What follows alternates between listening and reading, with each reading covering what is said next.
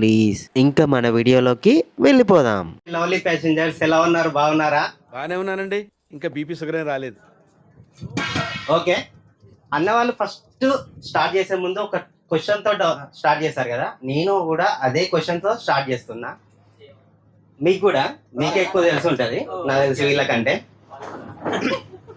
రాములు వారు 14 సంవత్సరాలు వనవాసం వచ్చినప్పుడు పర్ణశాలలో దిగినప్పుడు సీతమ్మ తల్లి మాయ లేడీని చూసి నాకు తెచ్చిమని రాముని అడిగితే ఆ మాయ లేడీ వెనుక శ్రీరామచంద్రుడు వెళ్ళి వెళ్ళి వెళ్ళి వెళ్ళి అది దొరకకపోయే వరకు ఒక చోటు నుంచి ఆ జింక మీదికి, మాయా జింక మీదికి బాణమిశ్రీ నీకు చూసాడు.